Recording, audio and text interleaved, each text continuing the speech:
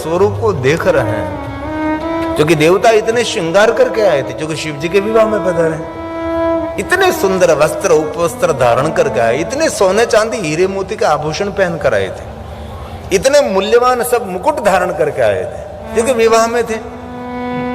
लेकिन शिव जी पर बस एक मृग चर्म और अंग पर भस्म, बहुत बड़े बड़े सर्प धारण, प्रसन्न मुख मुद्रा, चारों तरफ फैली हुई जटा। और भगवान शिव जी को देखकर इंद्र ने प्रारंभ किया, क्योंकि बड़ा है ना, बड़े लोगों को अभिमान थोड़ा सा रहता है। उसने कहा ब्रह्मा जी को, ब्रह्मा जी हम सब कैलाश में तो पधारे, लेकिन विवाह किसका है? ब्रह्मा समझ गए इंद्र क्या कहना चाहते हैं। ब्रह्मा जी ने श्री हरि को कहा, और हरि ने कुबेर को कहा, वरुण को कहा, पूरी देव सभा में बात चलने लगी।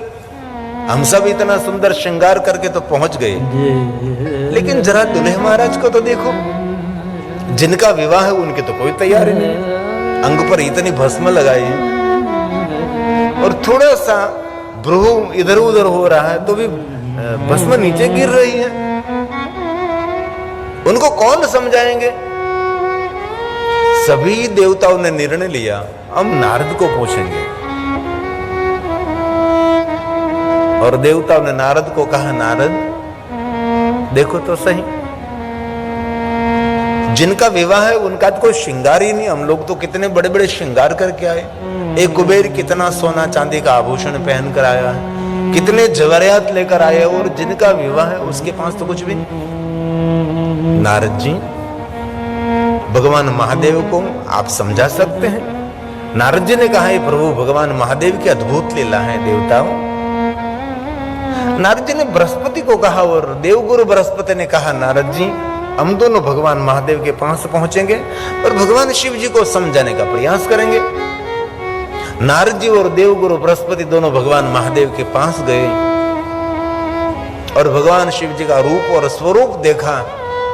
तब देवगुरु बृहस्पति ने भगवान शिव जी की सुंदर स्तुति की है, भगवान महादेव का रूप देखकर, जो देवताओं के गुरु हैं और महादेव को समर्पित है, भगवान शिव जी के परम भक्त हैं देवगुरु बृहस्पति जी।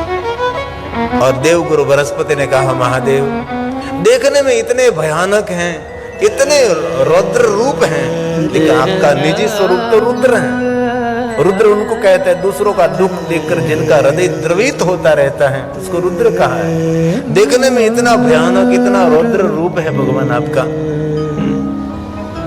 देवगुरु बृहस्पति ने भगवान शिव जी की सुंदर स्तुति की, बहुत लंबी स्तुति है, इनमें से एक पंक्ति, नमो रुद्राय नीलाय। हे महादेव, मैं प्रणाम करता हूँ, आपका विराट स्वरूप, अद्भुत अलौकिक स्वरूप, कोई जीवात्मा आपके रूप का वर्णन नहीं कर सकता, आपके स्वरूप को समझने का कभी प्रयास भी नहीं हो सकता, ऐसे भगवान आप हैं। मैं नमस्कार करता हूँ, मैं प्रणाम करता हूँ। देवगुरु बृहस्पति ने भगवान शिव जी की सुंदर स्तुति का गायन किया। मैं नमस्कार करता हूँ रुद्राय। दूसरों का दुख देखकर इसी समय आप द्रवित हो जाते, ऐसे भगवान शिव आप हैं। और भगवान महादेव अपने भक्तों का दुख कभी देख नहीं सकते। इस समय भगवान महादेव जी अपने भक्तों के दुख में से मुक्त कर देते भक्तों को, ऐसे भगवान शिव हैं। और थोड़ी पूजा करने से जल्दी प्रसन्न होने वाला देव भगवान महादेव है। आशुतोष है, भगवान शिव समान इस जगत में कोई देवता नहीं है। और ये शिव महापुराण नहीं, सभी ग्रंथों में यही कहा है। ये तो देवगुरु बृहस्पति ने गाया, तो देवताओं को तो गाना ही पड़ेगा, इसलिए बृहस्पति बोले मैं नमस्कार करता हूँ। नमो रुद्राय नीलाय भीमाय परमात्मने कपर्दीने सुरेशाय व्योम केशाय ते नमः। व्योम केशाय वे नमः। कपर्दी, गुथी हुई फैली हुई जटा, उसको कपर्दी कहा है। महादेव का नाम है ओम कपर्दी ने नमः। कपर्दी मतलब फैली हुई, गुथी हुई, चारों तरफ फैली हुई जटा, उसको कप्रति कहा। जटा का कोई ताग नहीं। कैसे जटा? तो कि 500-600 साल कोई घनघोर जंगल में वटवृक्ष हो, उसका मूल कहाँ पता नहीं लगता है, ऐसे चारों तरफ वड़वाए फैले रहते, उसके मूल फैले रहते। ऐसे भगवान शंकर की जटा पूरे आसपास में फैले रहती है। और छोटी छोटी जटा नहीं, व्योम केश है। व्योम का अर्थ होता है आकाश। व्योम केश, पूरे आकाश में फैली हुई जटा, ये शिव जी की जटा है। गंगा का जल प्रवाह ऐसे थोड़ा जटा में रह सकता है। इतनी बड़ी जटाधारी भगवान महादेव, व्योम केश वे नमः, आपको मैं प्रणाम करता हूँ। बहुत सुंदर बृहस्पति देव ने भगवान महादेव की स्तुति का गायन किया। बाद में धीरे से कहा, भगवान आपका विवाह है, आप सुंदर श्रृंगार करिए। महादेव ने कहा, यही मेरा श्रृंगार है। भगवान अपने सती को वचन क्या दिया है? सुंदर श्रृंगार करके विवाह करूंगा। नारद ने कहा, तो प्रभु श्रृंगार करना चाहिए। आपके पास पीतांबर, श्वेतांबर, लीलांबर कुछ भी है, सोना चांदी आभूषण है, तो आप हमको दीजिए, हम सुंदर आपका श्रृंगार करेंगे। भगवान महादेव ने प्रसन्न मुख मुद्रा से कहा, नारद जी, ये देवता तो मुझे संपूर्ण पूर्ण नहीं जान रहे, लेकिन आप मुझे श्वेतांबर पीतांबर की बात कर रहे हैं, सोने चांदी हीरे मोती की बात कर रहे हैं। नारद, आप जानते हैं ना, मैं जीव नहीं, मैं शिव हूं। ये जो मैंने मृग चर्म पहना है वो ये कि है मृग चर्म, दूसरा मृग चर्म मैं नहीं रखता। जो मेरे अंग पर सर्प है वही मेरी दिव्यता है, ये मेरी शोभा है, और कुछ नहीं। शिव जी की दुनिया सबसे जुदे, भवद भ्रू प्रणीता, जिनके पास महादेव के पास जो कुछ था सबको दे दिया। और किसी को भी आप मिलो, पूछ लीजिए आपके पास जो सामर्थ्य है कहां से आया? महादेव ने दिया।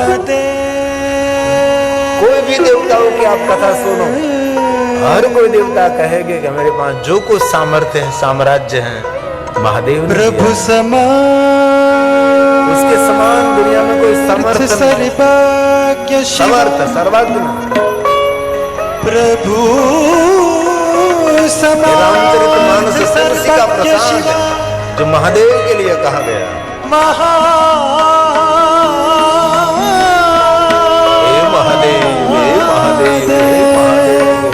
प्रभु समर्थ सर्वज्ञ शिव, सकल कला गुण सभी कलाओं के धाम, सभी गुण के धाम, जोग ज्ञान वैराग्य निधि, प्रणत कल्प तरुणा, उसका नाम कल्प समान कल्पतरु। जो ईश्वर शिव का भजन करते हैं उनकी सभी कामना की पूर्ति होने लगती है। कभी अनुभव तो करें, प्रारंभ तो करें, महादेव के स्मरण का प्रारंभ करें, धीरे धीरे धीरे सब कुछ होने लगता है। आपने कल्पना भी नहीं की होगी, ऐसे आपके काम बनने लगते हैं। ये भगवान शिव है।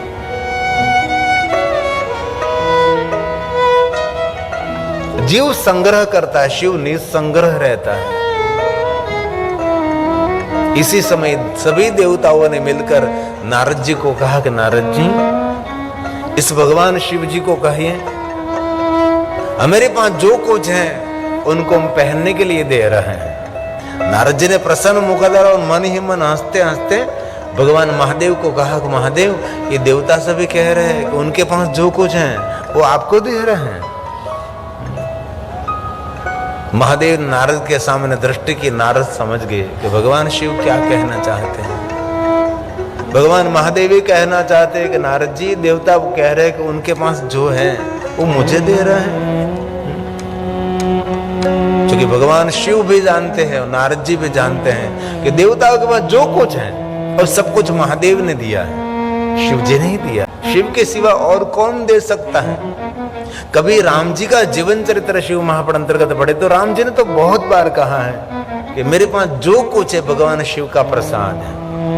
और निरंतर भगवान शिव की उपासना में रत रहने वाले प्रभु श्री राम है और द्वारकाधीश कम नहीं है, भगवान महादेव को समर्पित है। और स्वयं महादेव ने द्वारकाधीश कृष्ण को कहा, जितने शिव भक्त है इसमें अग्रगण्य आप रहोगे। ऐसा कृष्ण भगवान द्वारकाधीश को कहा। इस धरती पर जितने महादेव के भक्त है उसके अग्रगण्य आप हैं, आप प्रधान रहोगे। आपके जैसी कोई शिव भक्ति नहीं कर सकते। ये भगवान कृष्ण जी हैं। और कृष्ण को मानने वाले शिव से भाग रहे हैं, ये तो कितनी नादानी है, कितनी मूर्खता है। भगवान द्वारकाधीश के इष्ट महादेव है, और भगवान कृष्ण के पास जो कुछ है भगवान महादेव ने दिया है। कदम कदम पर द्वारकाधीश भगवान कृष्ण जी ने महादेव को अभिषेक किया है। प्राची का पीपल वृक्ष जब कृष्ण जी को पुकार रहा था, इससे पहले द्वारकाधीश कृष्ण और भाई बलराम जी सोमनाथ महादेव का अभिषेक कर रहे थे। अब भगवान द्वारकाधीश बलराम को कह रहे कि भाई अब प्राची का पीपल पुकार रहा है, अब हमारी यात्रा पूर्ण होने जा रही है, ये हमारा आखिरी अभिषेक है, इस महादेव का अभिषेक हमारा आखिरी अभिषेक है। ये कृष्ण जी, शिव महापुराण ग्रंथ में कृष्ण के शिव भक्ति का सुंदर वर्णन है। सभी देवताओं ने कहा कि हमारी वस्तु महादेव को अर्पण कर रहे हैं। तब शिव जी ने ऐसे एकदम सरलता से अनुमति दे दी, और नारद जी ने कह दिया कोई बात नहीं, आप सभी शिव जी का श्रृंगार करें। विष्णु भगवान ने पीताम्बर दिया, महादेव जी पीताम्बर धारण करे। भगवान महादेव ने कहा विष्णु जी आपने कभी मुझे पीताम्बर पहना हुआ देखा? भगवान विष्णु के आंख में से दड़ दड़ आंसू गिरने लगे। भगवान महादेव कभी हमने आपको पीताम्बर पहने हुए नहीं देखे, बस ऐसे ही भगवान आपको हमने दिगंबर ही देखे, तो आप ही मुझे पीताम्बर पहनाइए। भगवान विष्णु जी ने महादेव को पीताम्बर पहनाया, और पीताम्बर पहनाते पहनाते विष्णु की आंख भर गई। तब नारद पूछने लगे कि श्री हरि ये क्या हो रहा है? तब भगवान विष्णु कहते हैं कि नारद जी ये महादेव की अद्भुत लीला है, मैं महादेव को पीताम्बर पहना रहा हूं। और नारद आपको तो याद है ना, यक्ष स्वरूप में भगवान शिव आए थे, और शिव जी ने अद्भुत लीला की थी। सभी देवताओं को कहते घास का तिनका उठाकर मुझे दीजिए। एक छोटा सा घास का तिनका इंद्र और मैं और देवता उठा नहीं सके। तब आद्यशक्ति भवानी ने कहा ये स्वयं शिव का स्वरूप है, महादेव ये कहना चाहते हैं कि मेरी कृपा के बिना कोई घास का तिनका भी इस दुनिया में हिला नहीं सकता। ये शिव की लीला है, और मुझे अवसर मिल रहा है कि मैं आज भगवान महादेव को पीताम्बर पहना रहा हूं। कभी कोई भगवान शिव जी का कार्य करने का अवसर मिले तो महादेव का प्रसाद ही समझो, उनकी कोई विशेष कृपा समझो। बाकी महादेव की कृपा के बिना उसका नाम भी कोई मनुष्य ले नहीं सकता।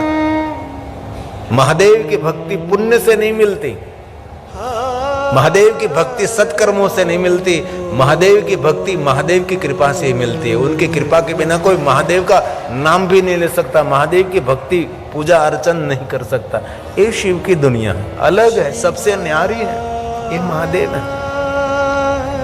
ब्रह्मा जी ने भगवान महादेव को खेस दिया है, उपवस्त्र दिया है, और कुबेर जी ने सोना चांदी हीरे मोती के सुंदर आभूषण दिए हैं, और इंद्र ने सुंदर अपना मुकुट भगवान महादेव को धारण दिया है। और भगवान शिव जी सुंदर श्रृंगार करके प्रभु तैयार हुए हैं, और देवता भगवान महादेव का रूप और स्वरूप को देखकर सभी मोहित होने लगे। क्या भगवान शिव जी का आपका रूप है, क्या स्वरूप है आपका। और सभी देवताओं ने मिलकर भगवान महादेव का सुंदर श्रृंगार किया, और देव समूह के साथ भगवान शिव जी नंदी के पास पधारे। सभी देवियों ने मिलकर नंदी महाराज का सुंदर श्रृंगार किया था। भगवान नंदी पर सवार हुए, देवियों ने मंगल गीत गाए, ऋषि मुनियों ने मंत्रों का गायन किया, गांधर्वों ने सुंदर संगीत का नाद किया, इंद्र के अप्सराओं ने नृत्य किया, और मंगलाचरण करके सभी देव समूह के साथ देवगण देवदूतों के साथ भगवान शिव जी नंदी पर सवार कर सुंदर सुंदर मंगल दिव्य वाद्य बजाते बजाते नृत्य गान और हंसते हंसते गीत गाते गाते सभी ब्रजेश नगर के द्वार पधारे। नगरवासियों ने सुंदर स्वागत किया और भगवान महादेव विवाह मंडप के द्वार पधारे। वीर ने स्वागत किया, भगवान विवाह मंडप में मध्य में विराज। और नारद जी ने कहा दक्ष महाराज को, पुत्री सती को विवाह मंडप में आप प्रवेश दीजिए। सुंदर पुष्प में माला लेकर सती ने विवाह मंडप में प्रवेश किया। भगवान शिव जी ने खड़े होकर स्वागत किया और सती ने पुष्पमाला शिव जी को अर्पण की, महादेव ने पुष्पमाला सती को अर्पण की और सुंदर विवाह विधि हुआ और भगवान शिव और सती का मिलन हुआ और सुंदर मंगल विवाह का प्रसंग हुआ। बाद में दक्ष महाराज अपनी पुत्री सती को भगवान शिव के साथ विदा किया। भगवान शिव और सती विवाह करने के बाद कैलाश के द्वार पधारे और कौन स्वागत करेंगे? कोई है तो नहीं। तब भगवान विष्णु लक्ष्मी जी ने भगवान शिव और सती का कैलाश में स्वागत किया और भगवान शिव सती को सुंदर आसन पर विराजित करके देवताओं ने परिक्रमा की, जय जयकार किया, मुहुर मुहुर प्रशंसा की कि हे भगवान महादेव, हे मां सती, आपके विवाह में हमने बहुत आनंद लूटा, हमने बहुत आनंद किया है। सब लोग प्रशंसा करते करते अपने अपने लोक में सभी जाने लगे, प्रस्थान करने लगे और शिव और सती कैलाश में अब स्वतंत्र हुए हैं। महादेव ने कहा, सती हम अभी विचरण करेंगे। शिव और सती विचरण करने लगे। विचरण करते करते, यात्रा करते करते, त्रेता युग चल रहा है, कुंभ ऋषि के द्वार पधारे। एक बार त्रेता युग माई शंभु गए कुंभज ऋषि माई। भगवान शिव और सती कुंभज ऋषि के द्वार पधारे। और ये प्रसंग रामचरित मानस में चौपाई में है, शिव पुराण ग्रंथ में श्लोक में है, लेकिन थोड़ा प्रसंग में थोड़ा सा भेद है। कल्प भेद से बहुत सारी कथा रहती है, इसमें कुछ बदल जाता है तो लिख देते हैं एक कल्प भेद भरी हुई कथा है। कल्प भेद की किस कल्प में हुआ, कैसे हुआ, क्या हुआ, ये रामचरित मानस की बात है।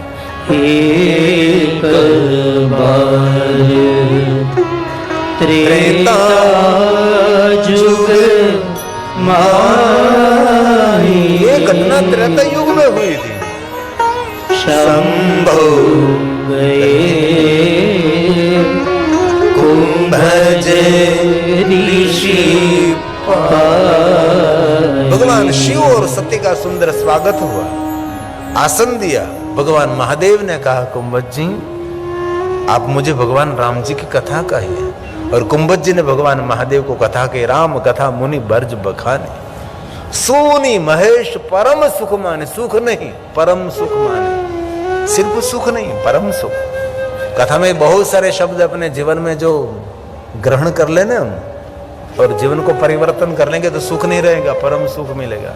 लेकिन बहुत कम लोग हैं जो कथा श्रवण करके अपने जीवन को परिवर्तन करें, कथा सुनकर अपने जीवन को बदलने का प्रयास करें, बहुत असंभव है।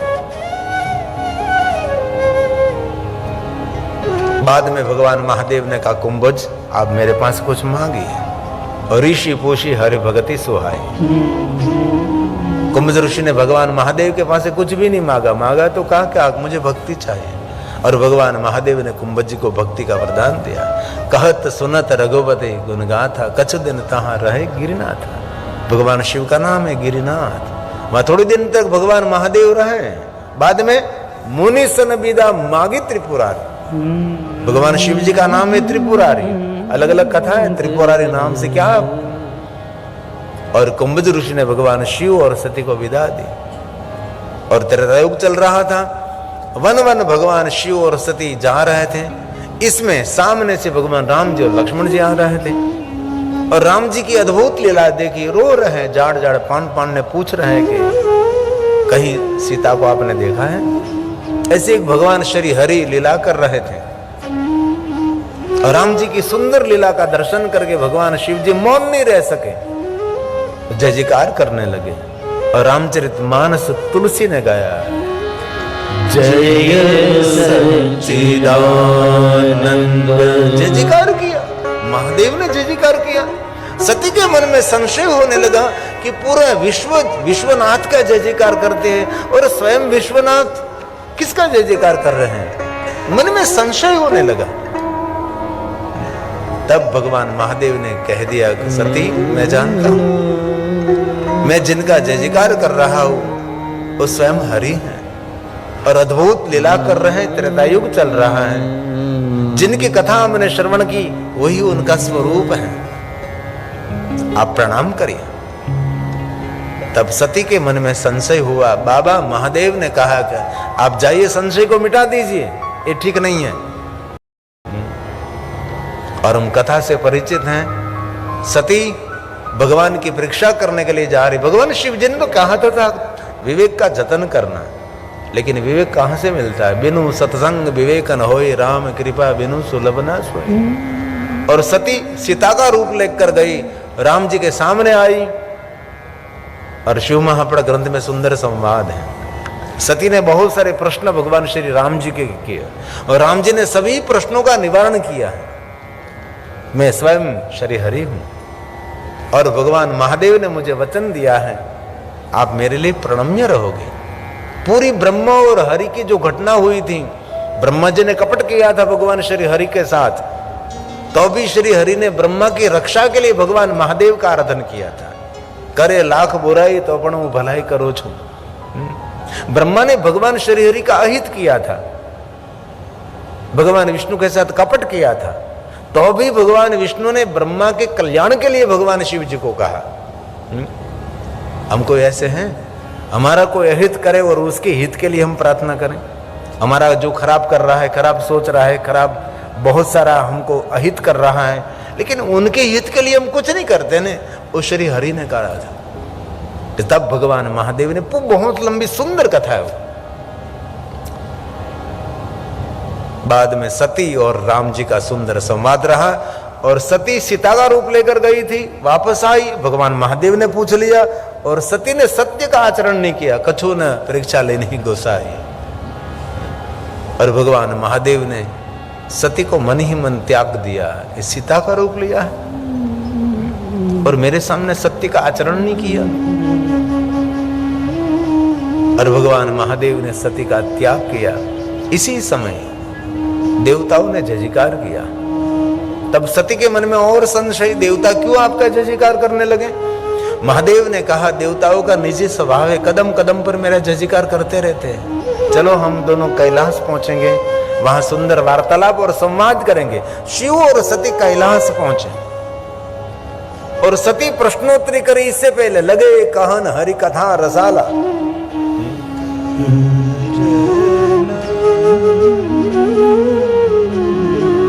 और भगवान महादेव 87,000 साल तक ध्यानस्थ रहे। सती ने क्षमा मांगी, और शिव और सती का सुंदर संवाद चल रहा था। इसमें आकाश मार्गेन देवता जाते हुए सती ने देख लिया, तो सती ने पूछ लिया कि ये देवता कहाँ जा रहे हैं? तब शिव जी महाराज ने कहा, सती आपके पिता ने बहुत बड़ा यज्ञ किया है, लेकिन ये संपूर्ण यज्ञ अभिमान युक्त है। इसलिए अभिमान युक्त कोई भी सत्कर्म किया जाए उसका कोई फल नहीं मिलता, उसका विपरीत फल मिलता है। हम दोनों को निमंत्रण नहीं दिया है, सभी विश्व के देवताओं को निमंत्रण दिया है। तब सती ने कहा, मेरे पिता के वहां यज्ञ है, मुझे जो जाना चाहिए, जरूर निमंत्रण मुझे भेजा होगा, लेकिन यहां कैलाश में मिला नहीं होगा। ऐसी बहुत सारे संवाद रूप हुई। बाद में सती जाने के लिए तैयार हुई। तब शिव जी ने बहुत समझाया, सती रही नहीं, और भगवान महादेव ने अगणित गणों को सती की रक्षा के लिए साथ में भेजा। लेकिन स्वयं शिव जानते हैं कभी सती का हित नहीं, सती का कल्याण नहीं है। शिव जी कैलाश रहे, और सती अगणित गणों के साथ प्रजेश नगर के द्वार पहुंचे। और प्रजेश नगर में पहुंचते ही नगरवासियों ने सती का अनादर किया, अपमान किया। अपने पिता ने आपको निमंत्रण नहीं दिया है, क्योंकि आपके पति शंकर और दक्ष महाराज को कुछ बात में समझने में कुछ गलती हुई है, इसलिए आपके पिता दक्ष महाराज शंकर जी का अनादर करने के लिए यज्ञ कर रहे हैं। अभिमान युक्त है यज्ञ है। सती को योग्य तो नहीं लगे, क्योंकि पिता के बारे में कोई पुत्री ऐसी बात सुने तो पुत्री को जरूर दर्द होता है। लेकिन सती मौन रहे, और बहुत समय मौन रहने में हमारा हित रहता है, हमारा कल्याण रहता है। बहुत सारी बात अनसुनी रखनी चाहिए, बहुत सारी बात जीवन की अनदेखी रखनी चाहिए। आपने देखा है, आपको पता है, तो भी अनदेखा रहो। आपने सब कुछ सुन लिया तो भी आपने सुना नहीं है, अनसुने रहो। संसार को सुरक्षित रखना है, अपने व्यवहार को सुरक्षित रखना है, परिवार को सुरक्षित रखना है, तो अनदेखा ये सबसे बड़ी कला है। अनसुना सुना भी है तो अभी नहीं सुना है, ऐसा भाव करिए। नजरअंदाज करने का थोड़ा सा तरीका जीवन में अपनाने की थोड़ी सी चेष्टा करें। और पिता के आंगन गए, सभी मेहमान भी बहुत सारे अपमानित शब्द बोलने लगे। सती को कहने लगे कि आपको तो निमंत्रण नहीं, क्यों आया? और मेहमानों के साथ बैठी हुई मां वीरिणी सती को देख लिया। मां जल्दी खड़ी हुई, दौड़ती दौड़ती सती के सामने आई। मां और बेटी दोनों एक दूसरे के गले लगाकर मिलने लगे। और माता वीरिणी ने कहा, पुत्री सती, तेरे पिता ने तुझे निमंत्रण नहीं दिया है। मैंने बहुत समझाया, मैंने नहीं, भृगु ऋषि ने भी बहुत समझाया, जो आपके पिता के सदगुरु है भृगु ऋषि। भृगु ने बहुत समझाने का प्रयास किया, लेकिन किसी की बात आपके पिता ने नहीं मानी, क्योंकि अभिमानी व्यक्ति दूसरों की बात कभी मानता नहीं। अभिमानी गिरता है तब उनको पता लगता है कि मैंने बहुत गलती की है। दक्ष ने किसी की बात नहीं मानी थी। मां और बेटे दोनों मिलकर बहुत रोए। और माता वीरिणी ने कहा, पुत्री सती, बेटा जा यज्ञनारायण का दर्शन कर, और भगवान यज्ञनारायण का दर्शन करके जल्दी तो वापस मेरे पास आ जा। हम दोनों बैठकर सुख और दुख की बातें करेंगे, हम दोनों सुख दुख बांटेंगे, हम दोनों सुंदर सुंदर बातें करेंगे। बेटा मैं जानती हूं आपके पिता ने आपको निमंत्रण नहीं दिया, आपको दुख हो रहा है, और सीधी बात है ना, कोई भी व्यक्ति इतना बड़ा तामझाम, इतना बड़ा प्रसंग करे और अपनी स्वयं की बेटी को आमंत्रित न करे तो कितनी बुरी बात है। इसलिए हमारे व्यवहार में हमारी बहन बेटियों को पहले हम आमंत्रित करते हैं, बाद में दूसरों को निमंत्रण दिया जाता है। और ये बहुत बड़ा पुण्य का काम है, अपने घर की बहन बेटियों का आदर करना, उसका सम्मान करना, उसका स्वागत करना। हमारी साधु ब्राह्मणों को आशीर्वाद तो बाद में मिलेगा, पहले आशीर्वाद तो आपकी बहन बेटियों का लेने का प्रयास करें, उसका आदर, उसका सत्कार करें, इनमें हमारी भलाई है। लेकिन बहुत सारी बातें हम जीवन में भूल जाते हैं। सती यज्ञनारायण का दर्शन करने जा रही है और माता वीरिणी के, जल्दी बेटा आना वापस, मैं आपका इंतजार करती हूँ, हम दोनों बैठकर बातें करेंगे। लेकिन माता वीरिणी को पता नहीं कि सती की अंतिम मुलाकात, दूसरी बार सती अब मिलने वाली नहीं है। और मां इंतजार करती रही। इसलिए जीवन में ये बात बहुत सीखने जैसी और समझने जैसी है। हमारे जीवन मार्ग में जो मिले हैं वो दूसरी बार मिलने वाला है, नहीं मिलने वाला, ये किसी को पता नहीं होता है। ये सृष्टि का सबसे बड़ा रहस्य है। इसलिए जीवन मार्ग में जो मिलते हैं उनके साथ मधुर व्यवहार करें, थोड़ा सा एक कदम पीछे हट जाइए, लेकिन हमारे व्यवहार से किसी को कुछ भी ना, कुछ दुख ना हो, ऐसा ध्यान रखना चाहिए। बाहर तो ठीक है, लेकिन परिवार में तो बहुत ख्याल रखना चाहिए। बाद में तो मन की मन में रह जाती है। ये पूरे ब्रह्मांड में ये पृथ्वी सुरक्षित नहीं है। आकाश में जितने सुंदर सुंदर सितारे चमक रहे हैं, ये सभी सितारे पृथ्वी के शत्रु हैं, ये सभी मित्र नहीं है। एक भी सितारा पृथ्वी के साथ टकराया, पृथ्वी का कोई अस्तित्व नहीं रहता। दिखाई देता है सुंदर सुंदर, लेकिन ये सभी मित्र नहीं, सब शत्रु है।